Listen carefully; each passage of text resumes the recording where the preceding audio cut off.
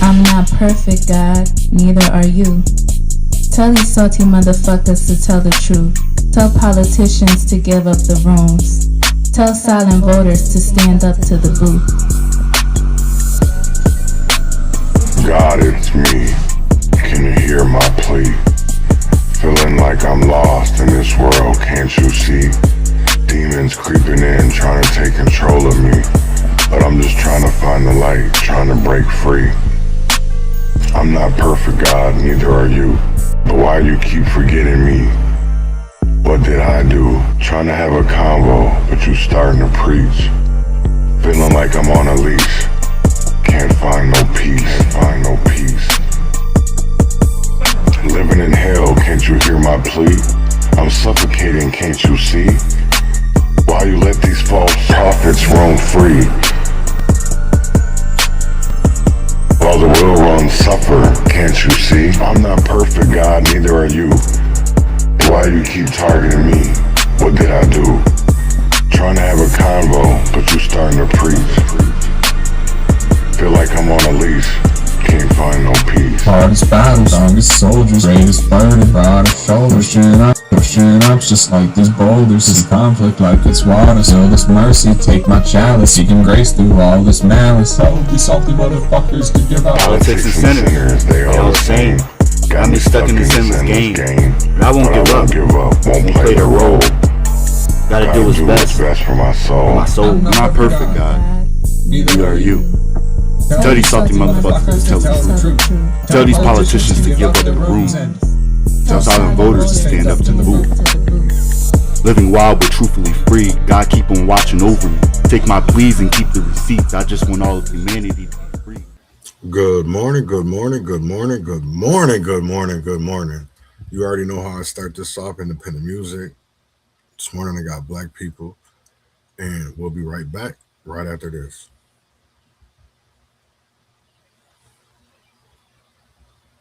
There are new developments in the death of George Floyd, the unarmed black man in Minneapolis who died in police custody. I can't breathe! I can't breathe! I can't breathe! I can't breathe! And you never told us? Black people, we ain't just black people, yeah. I bet they want us gone for good. They used to sell us for the goods, yeah. Cause we just black people, yeah.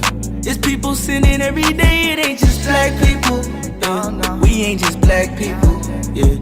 I bet they want us gone for good. They used to sell us for the goods, yeah. Cause we just black people, yeah. It's people killing every day, it ain't just Northside baby engraved with a needle. Put us in grace, get away is illegal. I cannot bow to the face of an eagle. Home of the brave is a brave for my people. Drowning in 10,000 lakes full of evil. Black on black crime, no excuse to be lethal. They take a brother, they take brother me too. I lost a brother from crime in the streets too. I do not care to compare, it ain't equal. Black man arrested and he lost his life. Won't be the same if the skin color changed. White man that shot up the church still alive. Philando got shot in his girlfriend face. She never got to be called his wife. Police that shot him beat that case. He got to make it back home to his wife, yeah. What's worse than dying from something that was supposed to protect your life? How would my mama feel knowing I was the next to die? They used to put shackles on our feet, feel like I'm next in line. Yeah, I go crazy for my black people. Black people, we ain't just black people, yeah. I bet they want us gone for good. They used to sell us for the goods, yeah. Cause we just black people. Hurts me deep down inside, bro. Like something needs to be done. Yeah. We ain't just black people, yeah. I bet they want us gone for good. They used to sell us for the goods, yeah. Cause we just black people, yeah. It's people killing every day, it ain't just black people. They rather see us when we black and blue. Hands on their weapons when they spot us as we passing through. No matter who. And black woman got too much attitude. So they say, girl, speak your truth, I can't be mad at you. I see reflections of myself at 9 and 10 when I see a group of kids same color as my skin. Back when the only thing I worry about was recess with my friends. When nobody ever told me all that fun was bound to end. You can't be black and be a kid, playing cops and robbers. You can't be toying with your life like that, them cops and robbers. You can't be black while wearing hoodies, or you Trayvon Martin. You can't be black while in your car, you might be Floyd. I mean God, cause we just black people. This as more protests erupt overnight in American cities, the anger growing across the country, from New York to Denver to Los Angeles, following the death of George Floyd in police custody. Sinning every day, it ain't just black people, yeah. We ain't just black people, yeah. I bet they want us gone for good. They used to sell us for the goods, yeah. Cause we just black people, yeah. It's people killing every day. I It ain't said just was black ever people. gone change and it just stay the same. Another black man slain, I know exactly what a place to blame. I just get to praying when I feel this pain. But a praying gon' keep us out those chains or out the aim when those bullets rain. They couldn't understand when Cap kneel, but you see when it's Cop kneel. And he was sick and tired of seeing blacks killed. I marched for Philando, I protested for Jamal. I watched the news to see the verdicts and they both got off. Hardest anxiety inside of me, I can't control my thoughts. How you live in the boondocks but come patrol my block. I feel helpless, I can't help it. It's not what trend because the color of our skin. These cops convinced we're all convicted felons, and all lives matters a lie. But just being black where I'm from, you're 13 times more likely to die. They say this shit ain't gonna end until it's eye for an eye. For my black people, I'm ready to ride. Let's go. Black people, we ain't just black people, yeah. I bet they want us gone for good. They used to sell us for the goods, yeah. Cause we just black people, yeah. It's people sinning every day. It ain't just black people, yeah. We ain't just black people, yeah. I bet they want us gone for good. They used to sell us for the goods, yeah. Cause we just black people, yeah. It's people killing every day. It ain't just black people. It's not just the death of Mr. Floyd, but also Philando Castile, Jamar Clark, Fong Lee. What's it gonna take for you guys to be okay tonight and to stop this thing? It ain't me. It's not me. I'm gonna let y'all know that now. It's not us guys neither. And I'm glad that y'all said that. It's not us. It's the police. This the madness that they spark up. This is what they encourage. This is what they provoke. This is what you get out of you taking a loved one from someone. This is what you get. You get a lot of people that's hurt, and they can't vent the right way. They can no longer depend on the police to be here to protect us like they say they gonna do. So this is what you get. And no, it's not gonna end today. I can't tell you it's gonna end tomorrow. I don't know when it's gonna end.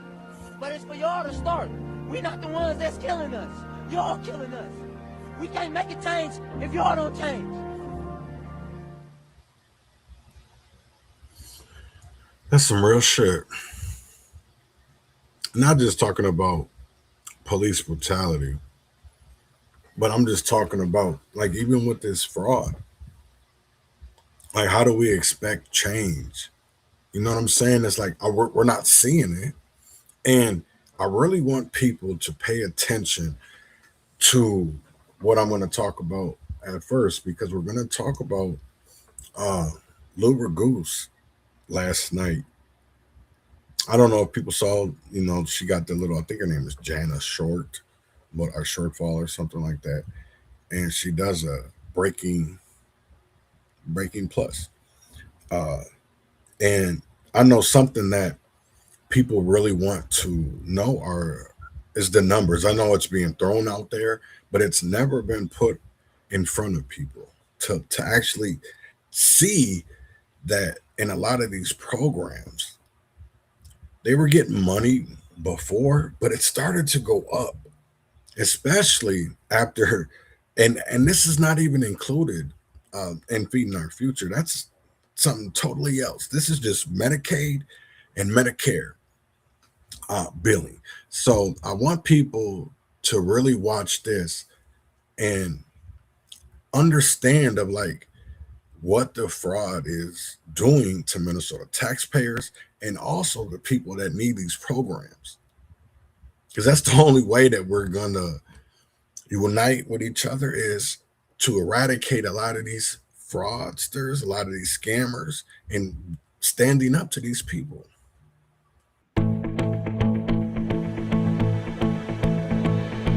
Welcome to Breaking the News Plus on this Monday night. I'm Janice Shortle. We're going to talk about fraud again with Lou Goose, but we're going to give you a peek behind the curtain into how he gets some of his facts. And these facts we're going to talk about today, Lou, have to do with all the money paid to these 14 high-risk programs by the state of Minnesota. And I want to go back and tell folks, you asked for this information you're about to share with us on December 18th of 2025. Yes. It's taken about 4 months to get it through Minnesota's data practices law. Yeah, this is how actual journalists do it. You request the data, takes time to get it back, but you need that data to show you, the viewer, where your proof comes from. Mm-hmm. And so you mentioned the December 18th. That was when Joe Thompson, the acting U.S. attorney, got up and gave a press conference where he said that these 14 high risk for fraud programs that receive Medicaid or pay out Medicaid reimbursements totaled in payments $18 billion since 2018. Okay. And then he estimated that up to half of that could be fraud. And that number is important because this specific press conference on December 18th, when Joe Thompson gave that 18 billion number and then that 9 billion number, everybody from local influencers, national influencers to the president started to use numbers from that press conference to kind of suit their political motivations. Right. But you've been looking at the actual data. Yes. So now what can you tell us based on what we know right now with that data? Okay. So since then, 2025's billing has been a little more finalized and the number has actually grown. So it's not 18 billion, it's actually 20 billion. Okay. According to this real data, the real numbers from the Department of Human Services. 20 billion is what we have paid in total Yes. to fraudsters and real people Yep, it since includes 2018. both. And that's impossible for us to say what percentage of that is fraud. But we can show you how it grew, and that is where they are looking at red flags for fraud. So, for example, here is the graph, which is all 14 programs combined. In 2025, Minnesota paid $4.32 billion to these 14 high-risk programs. That is more than twice as much as it paid in 2021, when it was $2.06 billion. Okay. So is it realistic that more than twice as many legitimate services were rendered in 2025 than were in 2021? It's probably not realistic. Correct. But how much of that jump is fraudulent and how much is legitimate? That's something for investigators to figure out. But just looking at this, you can see how it was pretty steady for a number of years and all of a sudden incremental, exponential growth. Really since the pandemic. So they stay steady in 2018, 2019, 2020. While they're big numbers, they stay almost the same. Yep. 2021 jumps a decent amount, but then they really go up the stairs. Exactly. And then once you start drilling down into the individual programs is where it's more dramatic. Okay. So, for example, the autism program, which is probably the main one out of these Medicaid problems that I personally have been looking into, only 2 people have been charged so far, but there's expected to be a lot more charges down the road. So here's how you see, and we've shown some of this before, but this is a little more finalized number now. We didn't have 2025 before. It's a $1.29 billion program since 2018. In 2018, it only paid $6.1 million. Last year, $443 million. Yeah, that's more than a red flag. That's like 46 burning dumpster fires Yes. to go from 6 to 443 million Yep. in just and even a span. the middle point here in 2021 is when it really started to jump. 2020, it was 38 million. It jumped to 83 million the next year. Is every program as dramatic as the Autism Services program? They're not. And remember, all of these programs are flagged for potential fraud, but not all of them are as blatant. So, for example, this assertive community treatment, and to be honest, I don't know what that program is exactly, but when you look at those numbers, and it paid a total of $358 million, the numbers are pretty steady. Okay. And so they knew that there was enough potential for fraud in this program that they added it to this list to scrutinize it further, but you can't see it by looking at a graph. Right. For example. Much like these, the person doesn't even have to see these numbers to see the graph just spike in the last couple of years. And some of these programs, pay out a lot more than others. For example, we talked a lot about PCA, which is personal care assistance, which is when a helper comes into the home of a disabled or an elderly person and helps them with day-to-day tasks. That is the most expensive program. Okay. And so that one accounts for $10.7 billion. It accounts for more than half of the total Medicaid money that's paid out. And even though it's not such a huge spike, you can see this spike here at the end of 2024, 2025. That spike represents $300 million because it's more than $1 billion every single year. And when sorry to interrupt, when we look at these graphs, it's 2024 and 2025 that we are seeing just astronomical numbers. Yes. Why those 2 years? That's a great question. I mean, the Feeding Our Future fraud, which is unrelated to Medicaid, the Feeding Our Future fraud was a meal program that was run through the USDA. That occurred mostly in 2020 and then 2021, and then it was shut off at the end of 2021. So 2022 is when people started to get charged for that. Okay. I think a lot of our leaders assume that people are getting the word that if you're committing fraud, you're going to get caught. But it seems like a lot of fraud then began to occur in different programs. So that's kind of like where I see one fraud ending and another fraud accelerating. It's almost like, okay, this program's not available anymore. We're going to try to do this one instead. And this whole pool, these 14 agencies, this has all to do with Medicaid. This Yes. is nothing to do with Feeding Our Future. Correct. This is just the next big fraud pool. Yes. And, you know, another one that we've talked a lot about is the housing stabilization, or HSS. Joe Thompson, again, has been on the record as saying that to him, he's seen most of it as being fraud. And it was so fraudulent that Governor Walz completely shut down the program last year. Here's a look at the housing stabilization program. We now have a total amount of $338.9 million paid out through this program, which authorities have said is majority fraud. Right, because if you look on that one, that just goes back to 2020. We paid $3 million as a state to housing stabilization in 2020. Yes. In 2024, we paid $109 million to any accountant taking a peek at this. Again, that's not a red flag. That's a dumpster fire. And if they hadn't stopped it in 2025, it would be even higher. They stopped it once it reached 72 million in 2025. You know, another takeaway through all of this, though, is just how overwhelming it is. There are so many providers billing in each program that, to me, it seems like it would take 1 million investigators really to look into it all and sort out all the fraud. And that's probably, you know, it's a part of the discussion that is falling under partisan lines right now because this wound is so deep of how do you fix it? Right. You know, the governor has said he wants to do X, Y, and Z and get a few, just the right people under the hood and not so many people under the hood. But to your point, I mean, this mess is so big. You would have to have so many forensics like accountants come in for a decade, it seems like. It seems like. And that the point that some of them make, and Joe Thompson has said this as well, but in what the politicians need to do and are trying to do is to fix it on the front end, to make it so that it no longer can be fraudulently billed. Right. There are going to be fraudsters that get away with it, no matter how many people they charge here within the next year or two. Right, because charging is after the fact. And Minnesota, you know, you and I are residents, we pay taxes, needs to get serious in terms of, I wish they would just sit down with the Joe Thompsons or the prosecutors and be like, what would you do to fix this? And not just have a partisan lens looking at it, or it's seeming like a partisan lens. Yeah, and there's, you know, in the legislature right now, there's so many different ideas, you know, ranging from updating the software, which seems like it needs to be done. Right, I think that one has bipartisan support. Yeah. Like, this is an aging infrastructure that doesn't work. All the way to, you know, an inspector general who will investigate stuff as it occurs. Right. And so there's so many different ingredients that need to be done to get a grip on this. But here now, as the public, we have a sense of what's been going out the door every single year. You know, and you are a person that knows what it's like to cover this from start to finish. Did it with Feeding Our Future, doing it with these autism centers at this point.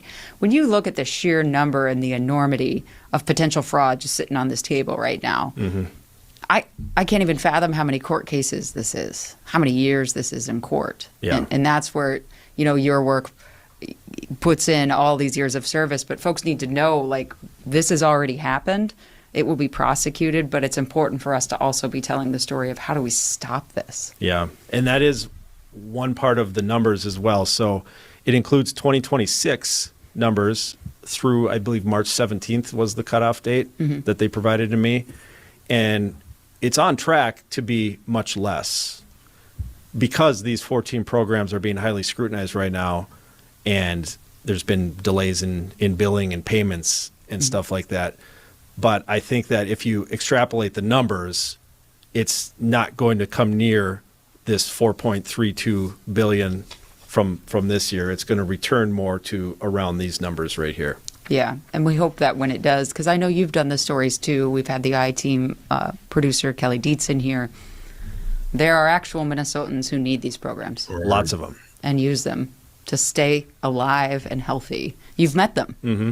And because there's so much of this, their healthcare is at risk. It is. Their lives are at risk, and their livelihood, their sense of having a roof over their head. And yeah, there's a lot at stake. And that's part of the battle right now, besides trying to figure out the fraud, is trying to figure out how to continue the services to the people that need them. Yeah, right. That's going to be an ongoing story as well. Well, Lou, this is proof in the... Because that's one thing of like when I'm watching the session, I haven't watched too much of the Senate, but I've really been paying attention to the House. And maybe I do need to pay more attention to the Senate, but it's a lot. I'm just only one person and I know that like maybe Robert and other people are doing things. So it makes it a little bit easier. But we do need to see, because it's still going on. That's the crazy part. Even though there's 90 days that they're tracking it or whatever, we literally need to do more. And that's one thing that I don't hear at committees. Is like I hear about what ICE did during Metro Surge, but I don't hear about how do we stop all this fraud? Like, how do we stop all this fraud and make sure that it doesn't happen because this is taxpayer money that's being used. You know what I'm saying? Like, we put in our taxes and people's property taxes are going up, or they want to add some kind of tax so we can pay for something. But damn, we can't even get all this fraud under control. We can't even eradicate this fraud. Y'all want to defund the police. Y'all want to do this. You want to do that. But you don't want to get rid of the fraud. That's what really fucks with me. That's one thing that I look at when I look at these representatives. Because I seen like Nate George just came out with a plan of like, because he's running to be state auditor, of how he can do this, they can do that. But when it comes down to like the Democrats, that's the last thing that they really want to deal with. It's fraud. And it's like, it is deep. It is deep as hell, especially because it's just, I shouldn't really say that, but the most outrageous of it has been is recent. It's not something that was, like we can like when it comes to slavery, that was something that none of us have ever felt. That's something that none of us have ever been through. We haven't felt it, but we can feel this fraud. We can feel this fraud. And that's one thing that you do not see at the state capitol is the people that are feeling it. And I'll be going through a story later of showing of how like these people aren't being talked about. If it wasn't for the news, we wouldn't hear about this shit. And it's kind of sad. I shouldn't say we wouldn't hear about it because people were putting out stories for years. And unless the right messenger came out, people really only received the message then, or if it happened to them. Because I'm going to tell you like this, history is playing out. And if we don't do something, how can we not unite to be able to stop this? This is what I don't understand. So I want to get into yesterday, Ramsey County came out considering kidnapping charges and an ICE arrest. And it's like, y'all don't even do this when we get our own police brutality cases. Y'all don't even want to do this. But now that it's another administration, y'all are okay with this.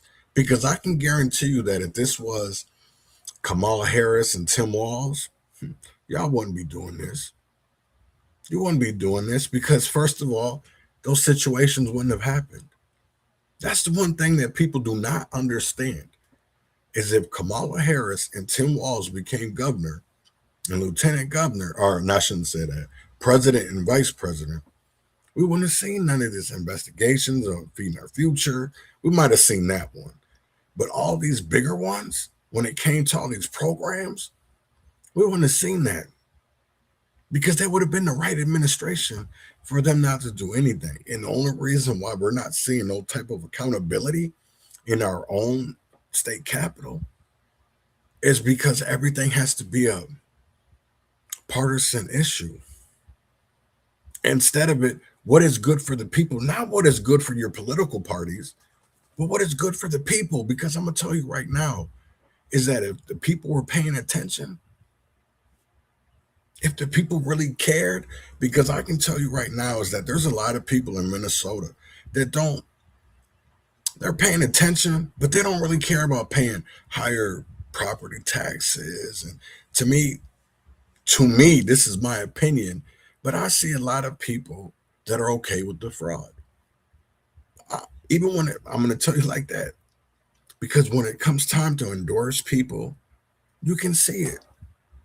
You can see it. And it's crazy how nobody really points that out. It's the same thing of like you see all these people like Zanaa Muhammad, Ilhan Omar,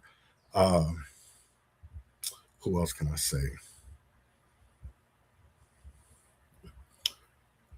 Try to boost up Amy Klobuchar.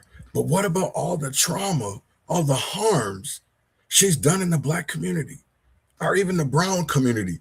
And to see that we have people like Cedric Frazier or all these so-called that are supposed to be for the people. If you're for the people, how are you able to endorse somebody that has railroaded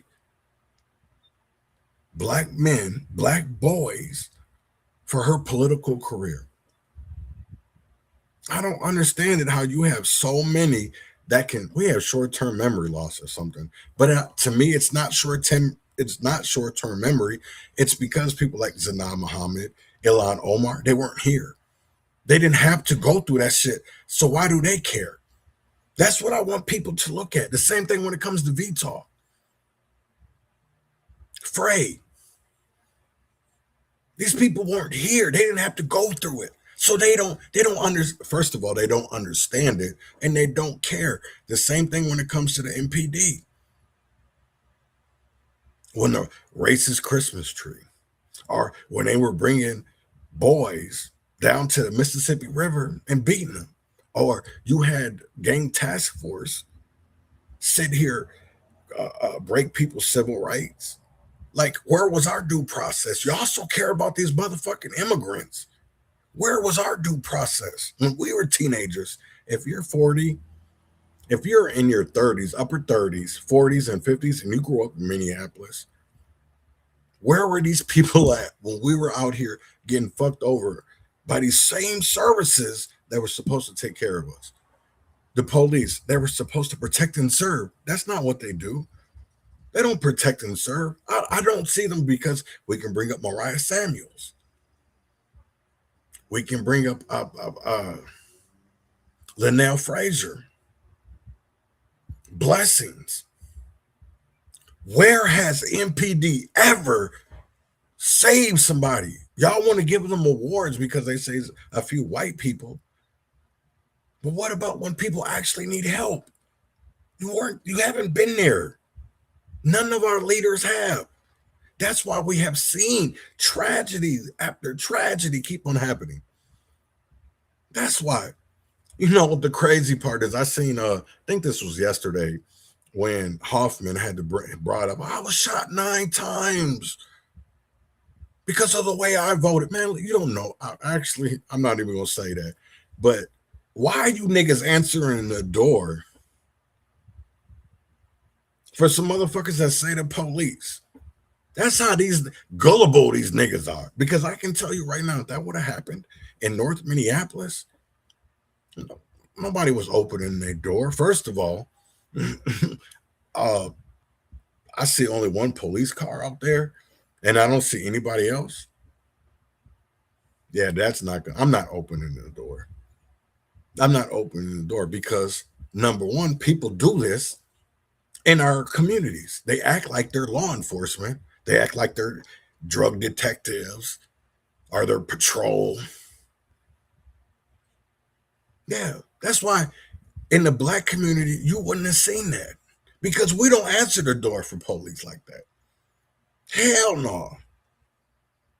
Like, that's crazy. So The only place that does happen is rural and really the suburbs, because those people are more comfortable. They want that law enforcement presence. That's why this shit happens. Let's have a real conversation, because that wouldn't happen in North Minneapolis or even South Minneapolis. Like, let's be real. We have to watch our surroundings. Just because you can live in Champlain Park or Brooklyn Park, Maple Grove, Chanhassen, just because y'all feel comfortable opening the door for police officers like that. Like, come on, man. We really came to a crazy place in America when there is such a difference between urban and rural, and we don't really want to have discussions about it. We really, because y'all just want to sit here like, oh, this is racism. It's this, it's that. Okay, well, come to the areas where we're saying that these services aren't being rendered. We can show you the traumas, the harms that these people have done to our communities. That's the one thing I don't understand, no matter if it comes to the BLM, NAACP, because I'll tell you right now, when I got off the couch in 2020, when this happened with George Floyd, the police brutality, I was a person that thought BLM, they cared about Black lives. I really thought that was an organization, a group of people that really cared about Black lives. No, I was slapped into reality. I was slapped into reality, because what my eyes seen was no different than the shit I was seeing when I was growing up. And I was GD. There was no difference to these niggas acting like BLM or NAACP, whatever. DFL, GOP was no different than motherfuckers in the hood talking about they was Vice Lord, Blood, Crip, GD. There's no difference. There's none. And it's crazy to me of how more people don't look at it like that, because I can tell you right now is that I've seen more dirt in the last 6 years than I saw the whole 42 years that I was doing out here doing dirt. These niggas are actually dirty. And because this is the one thing that I don't understand is, like, how do we say we're going to stand up for something when really I see niggas out here standing up for anything? Because when it's really time to stand up for something, you don't see these niggas out here standing up for that. How many niggas have been out here for Cleavon White in Rochester, who died by the hands of the police in a mental health situation? And maybe I'm just not seeing it because these niggas have me blocked. But even when I go through other accounts and I say, I don't see that shit. I see the little Wale's and NAACP in Rochester, their little statement. But I don't see nothing else. I don't see shit about them releasing more videos. And I know I'm getting on a tangent. I need to stop. But I really want to get into this story about Ramsey County yesterday. Put charges on federal agents. They want to. But yet this is a motherfucker that don't even want to put charges on his own police officers, but they want to do it to federal ones. So I don't get it. To me, this all seems like a performance, because when it comes down to people that live in our community, they don't get this. You know, that's why I'm really looking at Mary Margery and John Choi really funny right now, is because y'all don't do this for Black and brown bodies in our own hood, in our own neighborhoods, in our own communities. That's the one thing that I don't get. They go harder for these immigrants than they go for the Americans that are living in these communities and are being fucked over by your police departments, by CPS, by the school, by the hospital, by the judicial. And y'all don't do this shit. Maybe because, number one, y'all work for it, first of all. And you don't never want to bite the hand that feeds you. So let me get into this Ramsey County story. Our news now, our top story tonight. Ramsey County is actively investigating an ICE detention that happened in January as a possible case of kidnapping and false imprisonment. And they're now asking the Federal Department of Homeland Security to share its evidence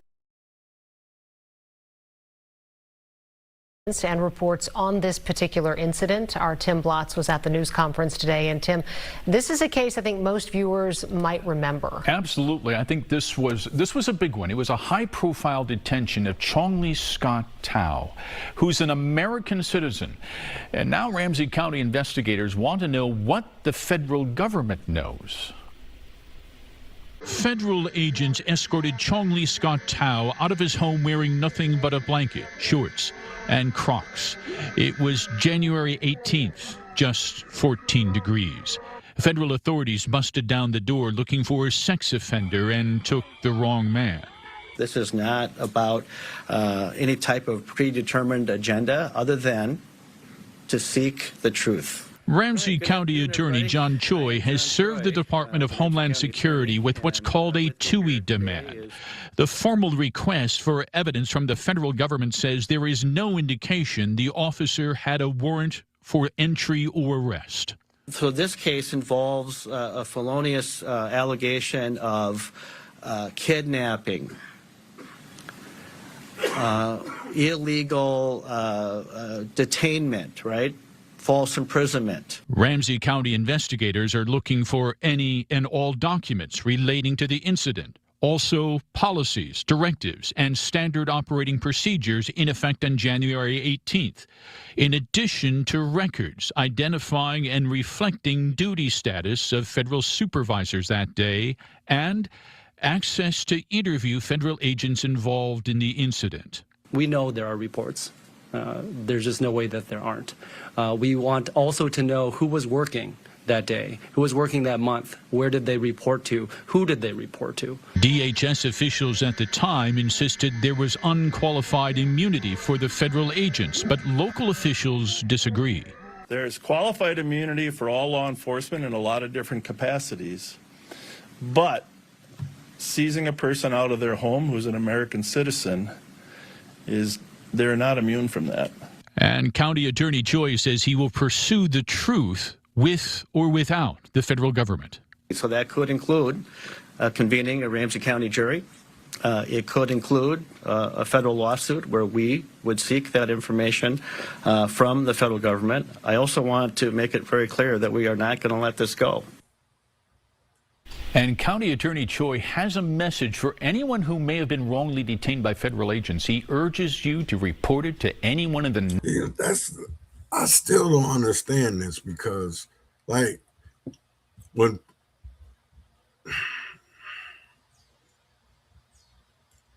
Maybe we just ain't the right color. I don't fucking know. Maybe we just... I don't get it. Maybe because it's his colleagues. That's why he doesn't want to do investigations or try to charge. I shouldn't say try, attempt to charge St. Paul Police or Ramsey County. And the same thing when it comes to Bob Fletcher. Like, are motherfuckers going to talk about your ties to Feeding Our Future and Sharon Ross and Twin Cities Refuge? Like, I don't get that shit. Like, these motherfuckers come out here and talk about, oh, we want to fight crime. We want to fight evil. But what about the shit you niggas do? Like, I don't even understand that shit.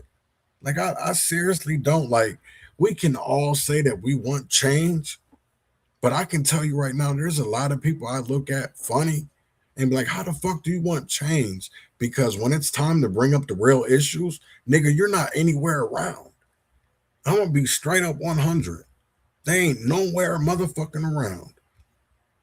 But when it comes time to do things like, oh, we want to talk about Mayo Clinic or we want to talk about HCMC.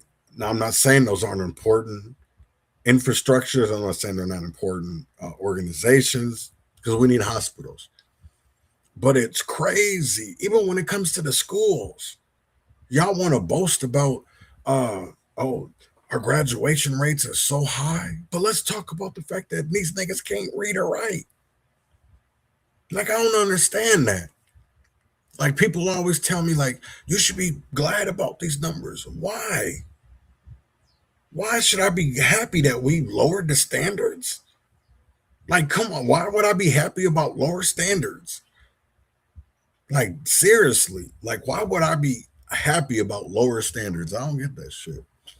No, I don't understand that. It's like talking to the wrong guy, number one, first of all.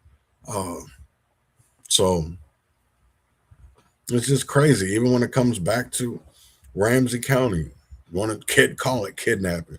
So what the fuck you call it when the police do that to American citizens? The only difference is they're poor. Yeah, I don't get that shit. Now I want to talk about billing because we're talking about all this fraud. But you have to look at this fraud because it's like a web. It's, I don't know, pyramid scheme. Maybe that's the perfect words to call it, whatever. But it's, you got to understand, it's like a glove. You know, just because you cut off the pinky and the thumb doesn't mean that the other three fingers still aren't there. So I want people to understand, is like, just because we want to eradicate this fraud or we're talking about it, let's talk about, like, how do we get rid of it? Because we have to start at top. We have to. There is no starting no other place. We have to start at top. Because I'm going to tell you right now, we don't stop what's happening from the top to the bottom, and we only want to skip some steps, or we want to do this. That's not the way to do it. It's been described as a significant red flag for fraud, owning multiple companies that bill Medicaid. It's not illegal, but it is one of the things investigators look for. Investigative reporter Kirsten Swanson has spent months digging into this phenomenon to better understand the business of billing. It starts with just one name, Bashir Omar. That name, we discovered, is part of a complex, complicated web. But let's go back to Bashir for a moment. Bashir Omar has not been charged with a crime, but he did pique our interest. Here's why. Records show he is the CEO of Kettle Health Incorporated. The licensed care provider received more than $1.5 million in Medicaid reimbursements from 2021 to 2025. It billed Medicaid in 4 different services, all of which have been designated as high risk for fraud. Kettle Health actually closed at the end of 2025, according to DHS records. At this point, it's unclear what happened.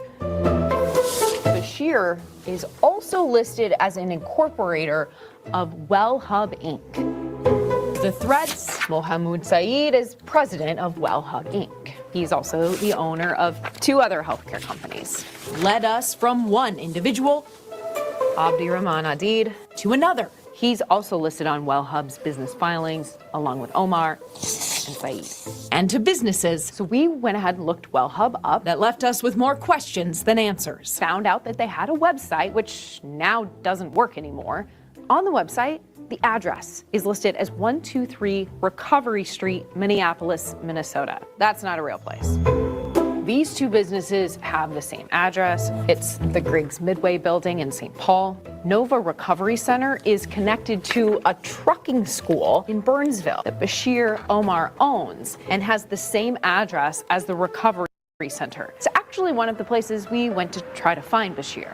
I don't think anyone has been here in months. I'm looking to get in touch with Bashir Omar. We're going to call the number that's listed for WellHub from the website and see where it goes. Your call cannot be completed as dialed. This is Kirsten Swanson with 5 Eyewitness News calling again. He's not responded to our calls or emails. None of these individuals have been charged with a crime, but they represent a growing trend first identified by federal prosecutors when investigating fraud in Minnesota's safety net programs. Many defendants in these cases were getting money from multiple government benefit programs. That's former acting U.S. Attorney Joe Thompson back in December when the government indicted 6 people for defrauding the state's housing stabilization services and autism programs. You'll see that they have multiple healthcare entities, almost each of which seems to be created to bill a specific Medicaid program, usually one of the 14. That's a significant red flag. So we wanted to know, how common is this in Minnesota? Using business records from the Secretary of State and Medicaid billing data provided by the Department of Human Services, 5 Investigates discovered dozens of individuals who own or operate multiple companies, billed the state, and collectively received more than $100 million of taxpayer money since 2018. We wanted to talk with James Clark, the DHS Inspector General, who's charged with investigating fraud, about how they keep track of all of this in their system. After waiting 5 weeks, the department declined our request for an interview, writing, "The questions you are posing require input from several different areas of DHS, each with their own areas of expertise." We will have time for Q&A at the end. So we posed our questions during a recent press call to DHS Deputy Commissioner John Connolly. One of the red flags that's been talked about a lot in the conversation around fraud is individuals who own multiple healthcare companies, which we have found are billing multiple Medicaid services in the state. How does the department keep track of these people? Sure. So I think there are 2 functions that are really key here in investigating the issues that you're raising. Number one is how we enroll and vet providers on the front end. Connolly says the Office of Inspector General also keeps records on licensed providers in the state. Irrespective of whether or not someone is a licensed provider, there are provider records that rest with provider enrollment and compliance. But how are all of those systems talking to each other? Well, certainly we have staff that share information internally, and I think systems integration is part of the goal of what the governor has rolled out in terms of modernization of our information systems platforms. But right now, there is no singular space where someone anywhere in DHS can go to look up an individual and their connections to those businesses. We do have multiple databases with different teams, and like I said, they share information with each other, but there is not a single record with respect to all of the different elements of licensing and provider enrollment. Meaning the state currently does not have the technology to easily make connections like these. Again, none of the individuals we named in this story are accused of any wrongdoing. And late last week, an attorney representing Mr. Saeed and Mr. Adid reached out to 5 Investigates. They declined an on-camera interview, but did respond to our reporting. They confirmed WellHub ceased operations in October 2025. In a statement, Mr. Saeed tells us his businesses, Uplift Center and Home and Community Care Services, are active. Mr. Adid said his business, Nova Recovery Center, is also active. Both men said none of the companies have been investigated by DHS or law enforcement for allegations of fraud and have not been the subject of any payment withholding from the state. We have reached out to Mr. Bashir Omar. We have not received any response from him over the last month. Probably won't see a response. I can tell you that straight up. I know I talked a little bit yesterday about an incident that happened with Savannah Gonzalez, Hernandez, my bad, not Gonzalez, Hernandez. But I wanted people to watch the whole video because this new footage proves Savannah Hernandez's assault was a planned attack. Additional video from the Minneapolis ICE facility captures the dad telling his daughter blow the whistle right in her fucking ear. Another woman is heard warning him, "Your daughter is about to throw hands," to what he replies, "Yeah, I told her to blow the whistle in her ear." This was clearly coordinated and premeditated. So I just wanted people to watch the video. I'm watching my wife. Yeah, your wife is pulling her back. There's a lot of whistles.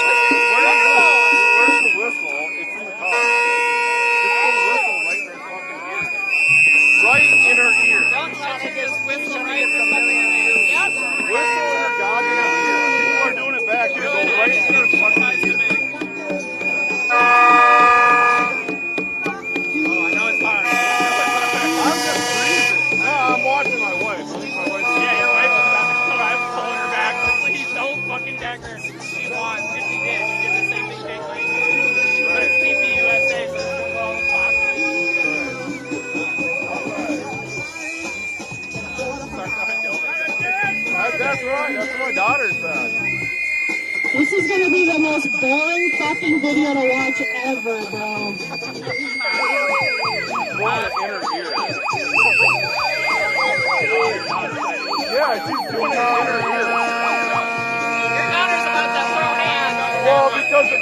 girl's trying to do shit to her.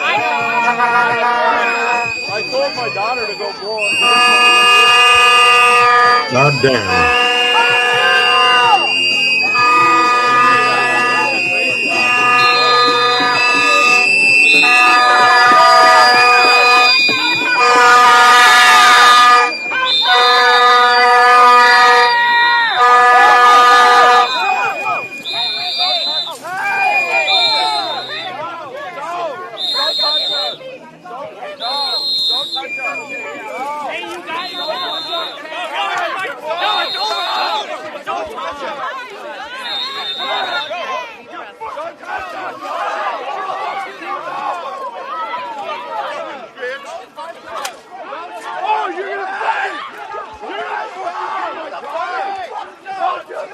Oh my God!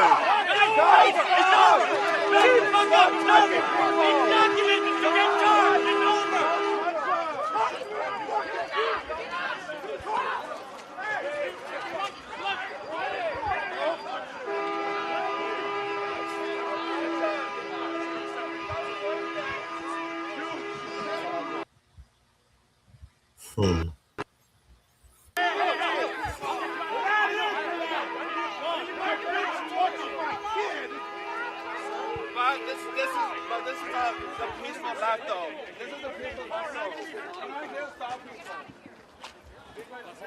Motherfuckers rolled away. I'm not here to assault people. I'm not here to assault people.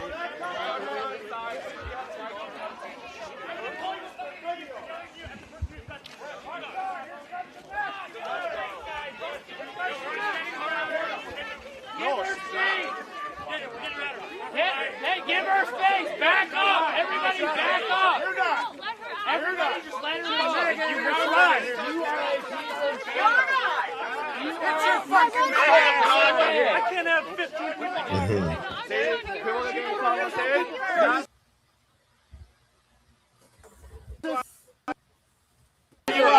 Literally, you started creating contact with people. You started pushing people.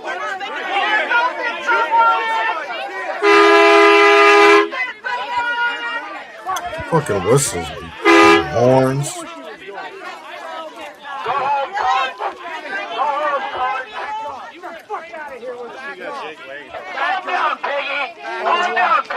Oh, fucking tough guy.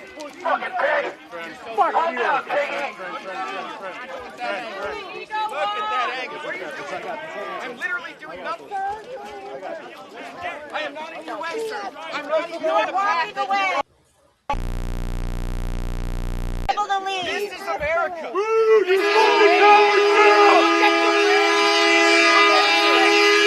Look at the rage. Look at the rage in his face. Look at the rage in his face. Look at him. He thinks he's powerful. He's telling people to shut up and get out of the property, right? See, look at him. Look at that. You are a loose fucking cannon, sir. You need to take it out.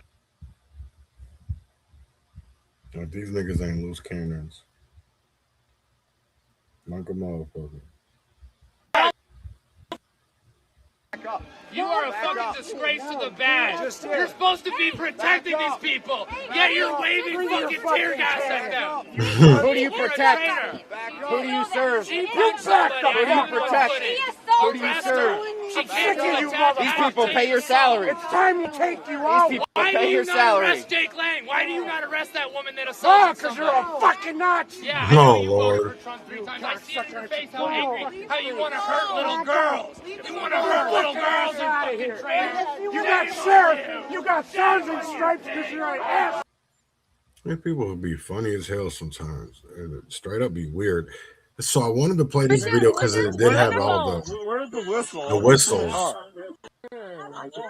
Go right up. Where's your microphone? Where's the whistle? It's in the car. Just go whistle right in her fucking ear. Right in her ear. Don't try to get whistle right from Yep. Whistle in her goddamn ear. People are doing it back here. Go right in her fucking ear. Oh, I know it's hard. I know it's hard. I'm just freezing. No, I'm watching my wife. I think my wife. Yeah, your wife. I'm pulling her back. Please don't fucking deck her. She wants because she did. She did the same thing Jake Lang did. Right. But it's TV USA, so it's gonna go to all the Fox News. That's right. That's what my daughter said. This is gonna be the most boring fucking video to watch ever, bro. Blowing an inner ear. Yeah, she's doing it in her ear. Your daughter's about to throw hands. Well, because the girl's trying to do shit to her.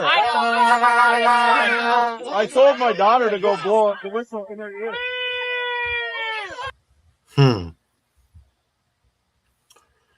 Yeah, so that's crazy as hell that you literally would try to provoke a fight so it would be able to happen. That's, to me, that's kind of crazy. And this is why I say, like, if you're, I really can't, I don't know what to say about that, but I will say this, right? I don't believe in the whole thing of protesting, counter protesting, because what does it solve? It only starts friction. And that's when problems happen. That's when people get assaulted. That's when people get beat up. Now, I'm not against violence, right? I'm not against it, but I don't really feel like that's what that's what the country needs. That's not how we heal.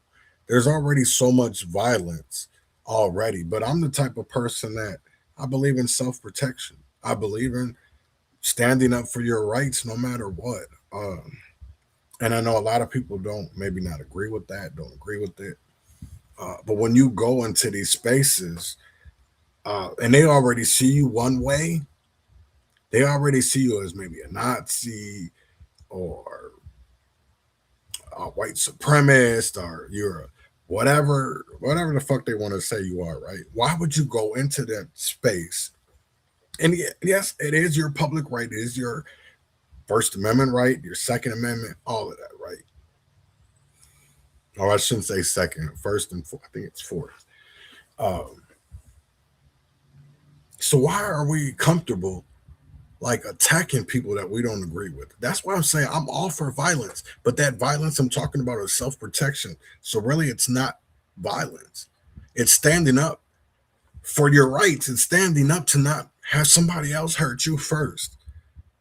Because when I saw this and the whole blowing in the girl's face, I don't understand how people are okay with that. Like, this is how you get protests that are supposed to be peaceful to go out of hand, because you always got 1, 2, or 3 reckless ass people that ruin it for everybody. And I'm gonna tell you like this, is that it doesn't ruin it just for those 3 people. Everybody gets it ruined, because I'm gonna tell you right now, what do the police do? They call a unlawful assembly, and then they can shut it down. And that's how people get hurt, because then you got people running, you got people not caring about if they hurt somebody else. They just trying to get away from the police. Like, come on, man. Like, I really want to, is that what this is really about anymore? Because I can tell you like this, 2020 or 2020, 2021, 2022, I was okay with that shit. I was okay with counter protesting, because I really felt like that was the path to go, that we need to go forward. I think that path only sets us backwards. Doesn't help us to be able to get legislation. Doesn't help us to be able to make our loved ones be seen, especially the people that have died. I can tell you like this, what is your people think? Your loved ones, or because people always talk to me about, what are you leaving others to think about you? To be honest, I really don't care. I really don't care. To me, because now when you Google my name, it takes a while to get to the bad shit, right? But it's there. I can't help that. That's not how I really grown from that era in my life.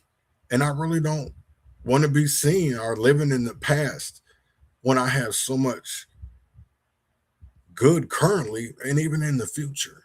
Because if I keep on thinking about all this bad shit, then I ain't never going to succeed to where I want to be. I'm not going to be successful. And I'm going to tell you like this, everybody is supposed to have haters. Because if you don't have people that hate you, that means you're not, I'll tell you right now, that means you're doing something right. Because if you don't have those people telling you like, oh, you're this, you're that, that's when you know you're doing something right. When your presence, your aura can trigger another person, can trigger them. And that's where, when you go into these spaces that they were, I'll just say leftists, Antifa, whatever, you go into these spaces as they consider you right wing, there's already going to be an incident. We've seen that with Jake Lang. We've seen that with Zach X. Like, come on, why do you guys put yourselves in these situations and you're going into enemy territory? Because I'm going to tell you right now, that's the same way that people used to, when I was growing up, we had blocks, we had territory, even though we didn't own it. We act like we maybe did. That was like our area, our zone. So if motherfuckers came in there and try to disrespect it, do anything of trying to, no, we'd shut this shit down. So why aren't we the people? No, you know what? Let these motherfuckers do what they want to do. Let them keep on protesting, because at the end of the day, we need to be at the state capitol. We need to be out here. I shouldn't, you know what? I take that back, because they don't even like you to get out the truth. I think back to Nathaniel Olson. I think back to Faye Bernstein, Steve Stillman, all these whistleblowers. They're not, I feel like they're being heard by some representatives and some senators, but I don't feel like the people that need to actually take heed to this shit, they're not, because they feel like they're so protected in their political positions. Or because I can tell you right now is that there's a lot of people in North Minneapolis that are going to vote for the worser of the two. I'm going to say that again. People are going to vote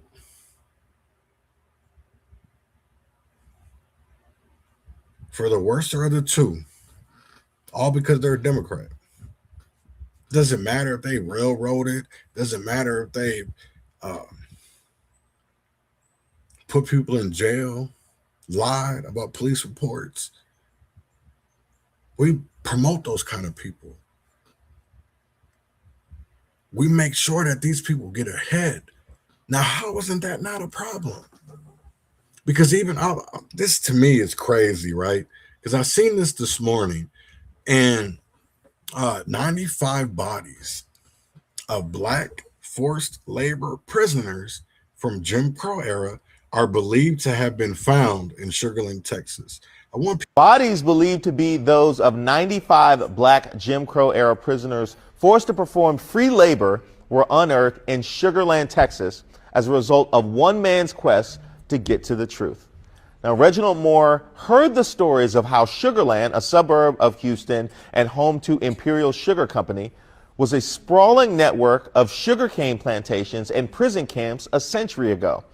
From sunup to sundown, convicts were leased by the state to plantation owners to work in the fields chopping sugarcane, sometimes until they, quote, dropped dead in their tracks, end quote, as the State Convention of Colored Men of Texas complained in 1883.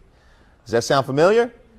Moore researched Sugar Land's slavery and convict leasing history for 19 years and gathered a hunch that the bodies of former slaves and Black prisoners were still buried in Sugar Land's backyard. He focused his attention on a site called Imperial State Prison Farm, the one that bore the name of the country's premier sugar company.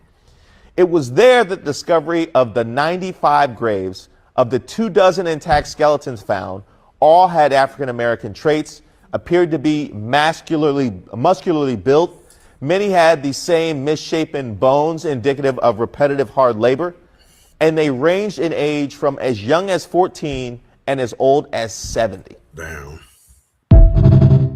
Why? Let me ask, why is that such a, it's part of our American history.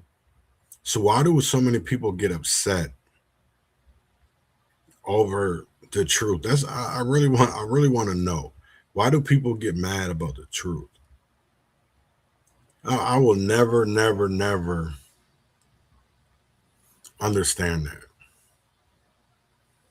It's like, if it's there, learn from it.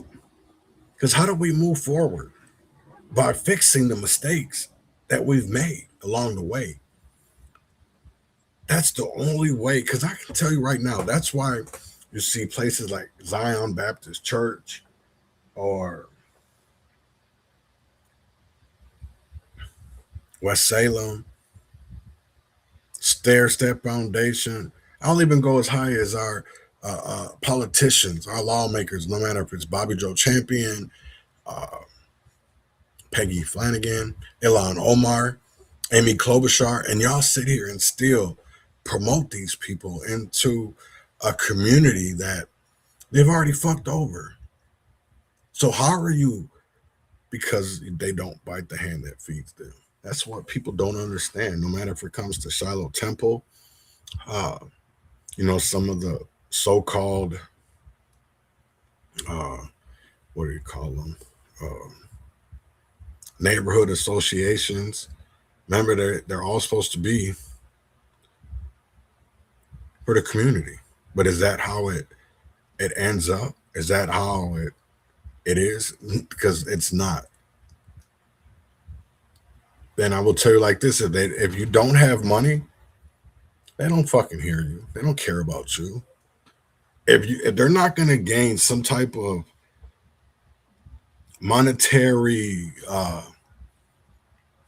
reward, kickback, whatever, a lot of these niggas don't do nothing if money's not involved. Because I can tell you right now is that the only thing they care about, the color, is green, and that's money. So I'll be back tomorrow, same time, same place, and I'm gonna get up out of here. This is like Rollo, and I'll see you same time, same place tomorrow.